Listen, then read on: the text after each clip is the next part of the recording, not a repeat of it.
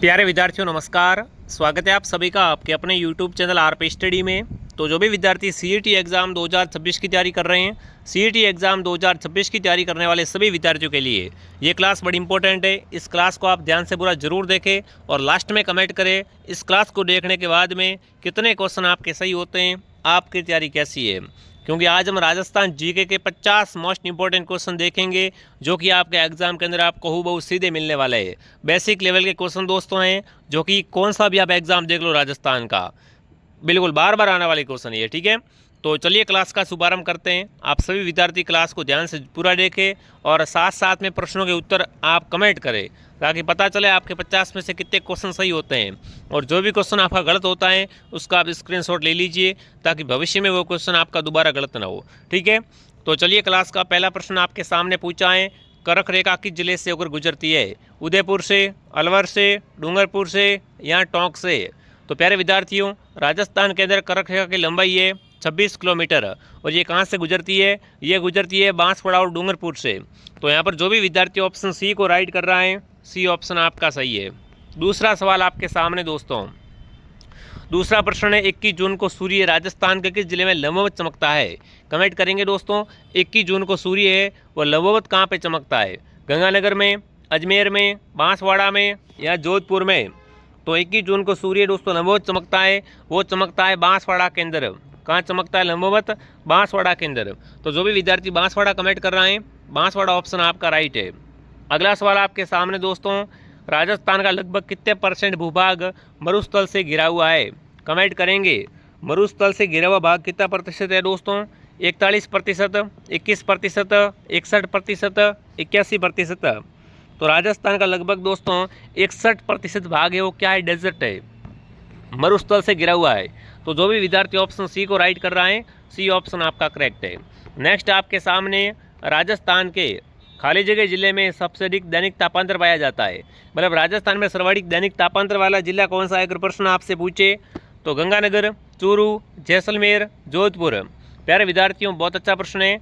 राजस्थान का सर्वाधिक दैनिक तापांतर वाला जिला रहेगा वो रहेगा जैसलमेर। जैसलमेर दोस्तों मरुस्थल के अंदर है और मरुस्थल की जो मिट्टी होती है वो कैसी होती है? रेतीली होती है। तो रेतीली मिट्टी की यही विशेषता है कि वो गर्म भी ज़्यादा होती है, ठंडी भी ज़्यादा होती है, ठीक है। तो सर्वाधिक दैनिक तापांतर वाला जिला कौन सा है? जैसलमेर है। अगला सवाल, हाड़ौती प्रदेश की मृदा कैसी है दोस्तों? वर्टिसॉल्स, अल्पिसॉल्स, एंटीसॉल्स या इंसेपिसॉल्स? हाड़ौती प्रदेश की दोस्तों अगर मिट्टी की बात करें तो यहाँ पर है वर्टिसॉल्स मिट्टी। कौन सी मिट्टी है साथियों? वर्टिसॉल्स। नेक्स्ट है मर्त नदी की उपमा निम्न में से किस नदी को दी गई है? इनमें से किस नदी को प्यारे साथियों मर्त नदी कहते हैं? कांतली को, कांकनी को, छाबी को या घगर को? तो राजस्थान की मर्त नदी है दोस्तों वो है घगर। घगर को क्या बोला जाता है? घगर को राजस्थान की मर्त नदी कहा जाता है। ध्यान रखना, बहुत शानदार क्वेश्चन आपसे पूछा है। नेक्स्ट आपके सामने, राजस्थान की सबसे बड़ी कृत्रिम झील निम्न में से कौन सी है? राजस्थान की सबसे बड़ी कृत्रिम झील, पिछोला झील, जयसमंद झील, फतेहसागर झील, राजसमंद झील। तो राजस्थान के सबसे बड़ी मीठे पानी की, कैसा पानी है दोस्तों इसका? मीठा पानी है, तो वो हो जाएगी जयसमंद झील, ठीक है। नेक्स्ट, नवनेरा बांध का निर्माण किस नदी पे चल रहा है? चंबल पे, माही पे, काली सिंध पे या दोस्तों बनास पे? नवनेरा बांध का जो निर्माण कार्य चल रहा है ये अपने चल रहा है काली सिंध पे। किस पे चल रहा है साथियों? काली सिंध पे चल रहा है।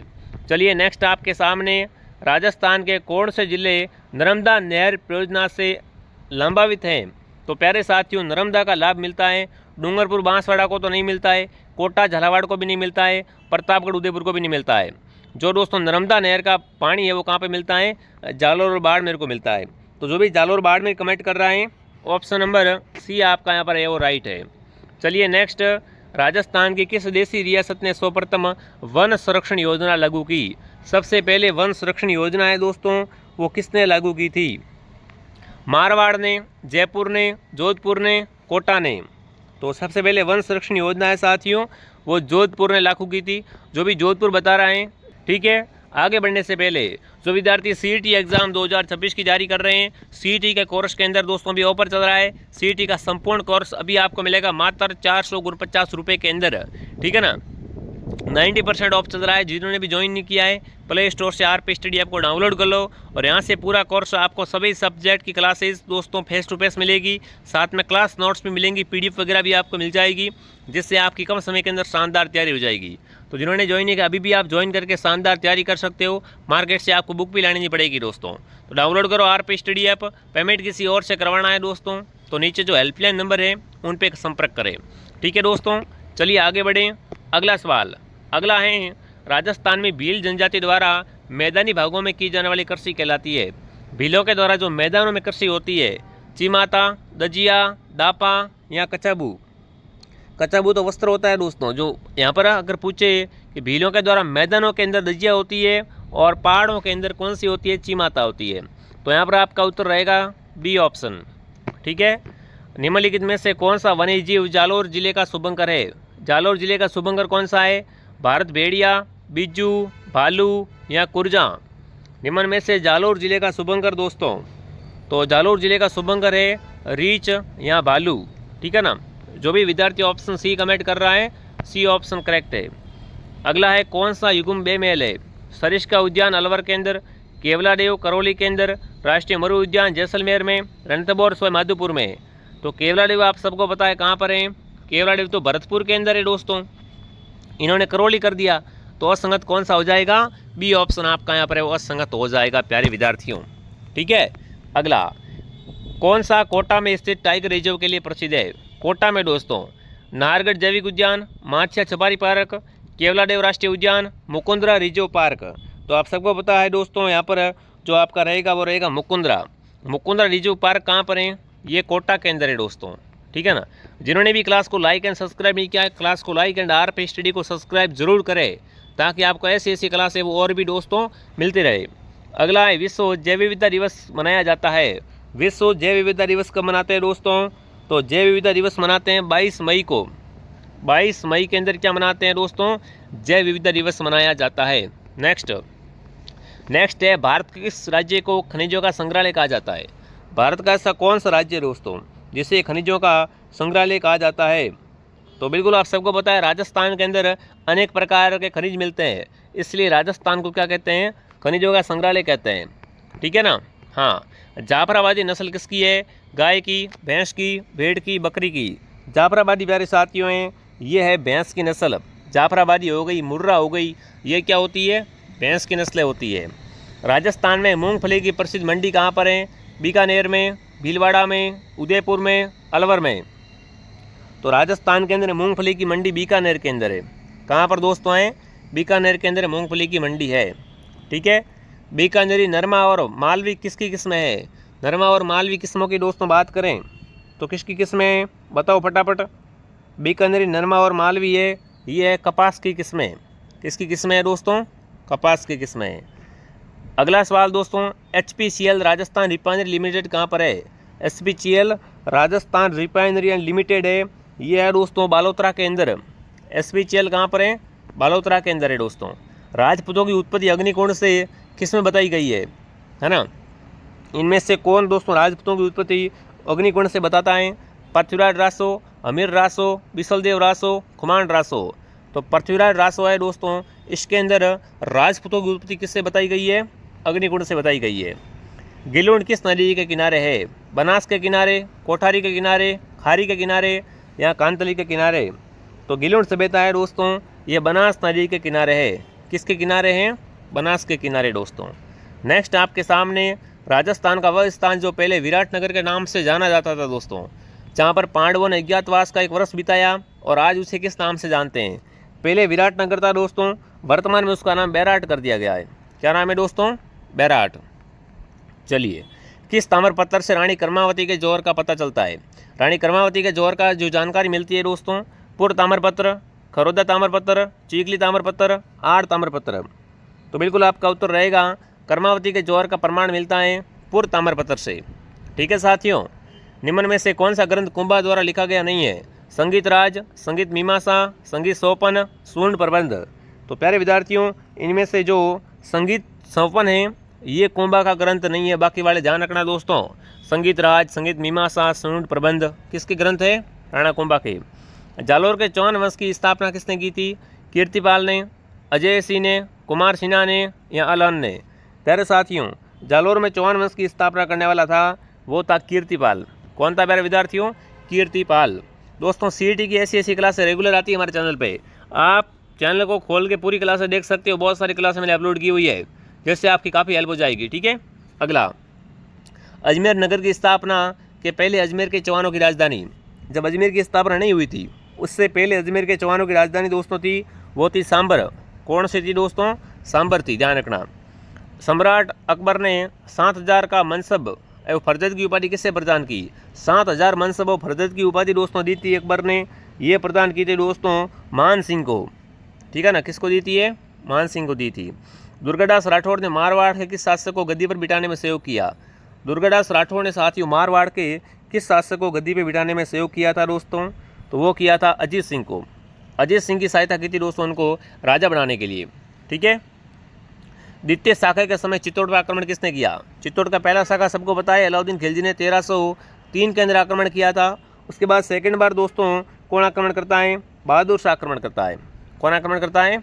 बहादुर शाह। आगे बढ़ने से पहले विद्यार्थियों, जिन्होंने भी सीईटी का बैच ज्वाइन नहीं किया है, स्पेशल ऑफर चल रहा है, फटाफट ऐप को डाउनलोड कर लो और बढ़िया तरीके से बैच लेकर शानदार तैयारी करो, मैं तो यही कहूँगा।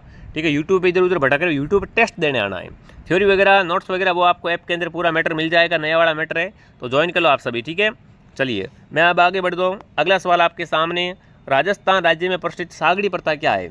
सागड़ी बंधुआ मजदूर प्रणाली है, शादी की परंपरा है, राजस्व का संग्रहण है या विशेष प्रकार का कर है? देखो सागड़ी प्रथा की दोस्तों बात करें तो एक प्रकार की क्या है? बंधुआ मजदूर प्रणाली है। सागड़ी प्रथा क्या है? बंधुआ मजदूर प्रणाली। ठीक है, सिरोही रियासत में अंग्रेजों के साथ संधि किस वर्ष हुई? सिरोही ने दोस्तों अंग्रेजों के साथ में संधि किस वर्ष की थी? अगर प्रश्न आ जाए तो सिरोही ने अंग्रेजों के साथ में 1823 के अंदर संधि की थी। कब की थी दोस्तों? 1823 के अंदर। कौन सी नगरी महाकवि माघ की नगरी के तौर पे जानी जाती है? भीनमाल, सिरोही, आबू या रणकपुर? तो महाकवि माघ की नगरी है दोस्तों वो है भीनमाल। भीनमाल को क्या कहा जाता है? महाकवि माघ की नगरी कहते हैं। बेंगू किसान आंदोलन का नेतृत्व किसने किया था? जो बेंगू आंदोलन था उसका नेता था दोस्तों वो कौन था? तो वो थे रामनारायण चौधरी। रामनारायण चौधरी के द्वारा बेंगू किसान आंदोलन का नेतृत्व किया गया था। ठीक है, बिजोलिया ठिकाने का संस्थापक कौन था? राव केशव दास, अशोक परमार, राव गोविंद दास, ठाकुर कृष्ण सिंह। तो बिजोलिया ठिकाने का संस्थापक दोस्तों हैं वो आपके हो जाएगा अशोक परमार। कौन था? अशोक परमार दोस्तों। राजस्थान एकीकरण के समय कौन सा प्रदेश केंद्र शासित प्रदेश था? देखो एकीकरण के समय केंद्र शासित प्रदेश था वो था अजमेर। कौन सा था दोस्तों? अजमेर। अगला है 1936 में मगाराम ने कौन से स्थान पर बीकानेर प्रजामंडल की स्थापना की थी? मगाराम वेद के द्वारा बीकानेर प्रजामंडल की स्थापना है साथियों वो कलकत्ता में की गई थी। कहाँ पे की गई थी दोस्तों? कलकत्ता के अंदर। भारत छोड़ो आंदोलन के संचालन हेतु आज़ाद मोर्चों का गठन कहाँ पे हुआ था? भारत छोड़ो जो दोस्तों आंदोलन हुआ था उसके एक अंदर मोर्चा बना था आज़ाद मोर्चो। तो आज़ाद मोर्चों का गठन दोस्तों हुआ था, ये हुआ था जयपुर के अंदर। कहाँ पे हुआ था दोस्तों? जयपुर के अंदर हुआ था। राजस्थान में लोक नायक के नाम से किन्हें जाना जाता है? मोहनलाल सुखाड़िया, हीरालाल शास्त्री, जयनारायण व्यास, हरिदेव जोशी।